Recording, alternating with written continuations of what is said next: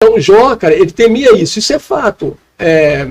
Só que o princípio ali é toda alma que pecar, esta morrerá.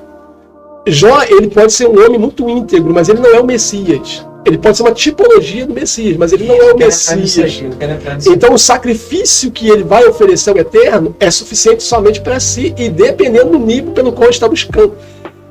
Porque no nível da salvação do próximo, nem dos filhos. Ele não tem como, entende? Só que ele sabe que o Eterno é um Deus zeloso, né, que faz cumprir a sua palavra, que faz cumprir o princípio, porque ele sabe, ele conhece a história de Adão.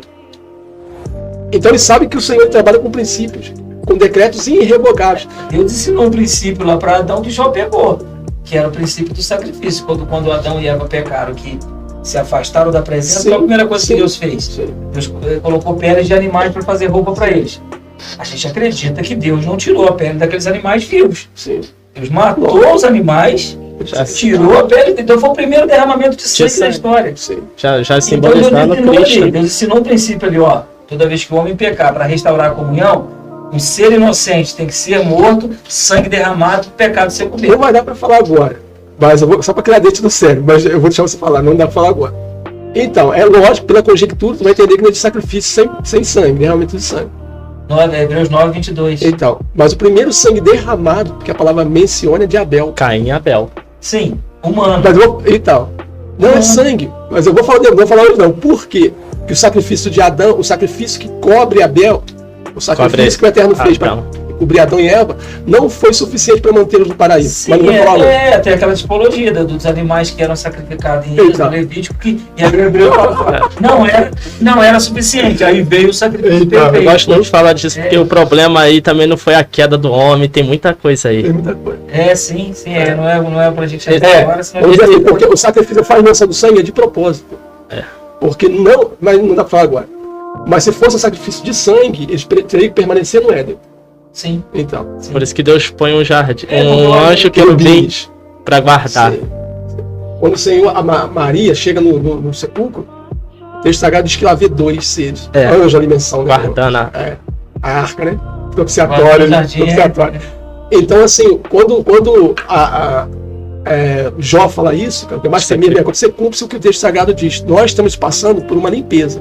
Nós chamamos de regeneração, né? E uma das funções do Paracleto em nós é lançar fora todo medo. O verdadeiro amor lança fora todo medo. Então, por que Jó ele é um homem íntegro? Ele é um homem íntegro. Mas tem coisas em Jó a ser tratado, como está falando mais para frente. É possível você servir um Deus com zelo, com temor, sem conhecê-lo. E Jesus diz que a vida eterna não é conhecimento da palavra, mas é o conhecimento dele. Por isso que ele vai dizer depois, o que te conhecia de ouvir falar, mas hoje meus olhos te veem. Isso. Mas o Senhor está tirando de Jó o medo. O ponto-chave que Satanás coloca diante de Deus, ele fala assim, tira tudo que o homem vai blasfemar diante de ti. Jó era um homem íntegro, sincero, reto, desviava-se do mal, mas é claro que a gente entende que na essência tem a natureza pecadora. Tem a natureza pecadora. Então, a gente encontra falhas em Jó. Sim, encontra ou não encontra? Esse receio, esse medo, esse receio que ele tinha. A gente encontra, por exemplo, Jó era justo aos seus próprios olhos. Ele não era um bom religioso? Então, a gente vai perceber que Jó era tomado de orgulho religioso. E Deus tirou isso dele. Deus tirou isso dele. Tanto é que lá no capítulo 37 para frente, no meio do furacão, Deus fala diretamente com ele. E aí começa a mostrar do capítulo 38 ao 41. Olha só, 70 perguntas. Vamos ver se é tão bonzão como tu pensa ser. Exatamente. Isso aí. E fala sobre o Leviatã, o poder, a grandeza dele. Aí fala assim, ainda Deus já pergunta, e onde você estava quando eu criei o céu, quando eu coloquei os fundamentos? Então, a gente tem que entender que muitas vezes a nossa postura, que é importante, a gente já começou falando sobre isso, não pode retroceder aqui. Mas a nossa postura é importante, mas se tudo que eu conquistei, para meu testemunho, para minha postura, for fruto do meu esforço, isso não é santidade, isso é orgulho religioso. Isso é orgulho religioso. E foi isso que fez nascer as seitas como o farisaísmo e né, as igrejas baseadas nas doutrinas de homens assim fortíssimos nos usos e costumes, colocando a peso de doutrina, porque é o orgulho religioso. Aí eu consigo fazer uma coisa que você não consegue fazer. Aí eu me sinto melhor do que você. Isso não é santidade. Isso é orgulho religioso. Isso, Deus quebrou ele, né? Quebrou. Então aquele que ele achava que só que esses pecados, essas falhas que Deus revela de Jó, não é o suficiente para Satanás acusar ele. Mas isso que é maravilhoso. O Eterno é maravilhoso por isso, porque ele consegue mostrar de fato quem é Jó. Ele não, como o senhor falou assim, ele não passa uma cera. Ele não passa uma maquiagem. Deus não esconde. Não esconde as falhas de nenhum homem. Sabe por quê? Não, porque quando o diabo desafia Deus, Deus bota as claras. Esse daqui é o perfil dele, ó, né? Sim. Por isso que ele não passa nenhuma cera. Isso.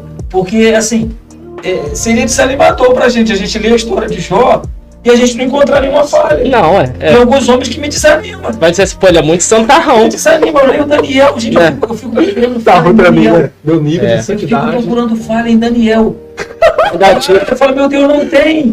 Ainda diz que é um espírito de excelência, né? Não tem. Difícil. Você, Samuel, você acha lá qual a falha de Samuel? Ele teve dificuldade na criação dos filhos. Eu gosto de colocar pimenta só. E tinha dó de Saul. O que foi? Você colocar pimentinha. Então, quantos justos tinha na Babilônia, no tempo de Daniel? Quantos justos tinham lá? Íntegros. Basicamente falando. Aparentemente, sem pesquisar, você tem os 3 amigos de Daniel, você tem Daniel, você tem Ezequiel que viveu, que foi. Então, mas tem Daniel, Você tem Neemias, que de repente foi contemporâneo. Dá pra contar uns 7, 8. Então, mas no tempo de Daniel são 4. Ananias, Misael, Azarías, Daniel. Só 3 foram jogados na fornalha. Na fornalha. Botaram 10 no cérebro. Existe 1 milhão de porquês. 1 milhão de porquês o Daniel não ter ido. Porque ao mesmo tempo que eles colocaram Daniel naquela. Daniel não foi para a fornalha, mas Daniel colocou eles numa furada muito grande.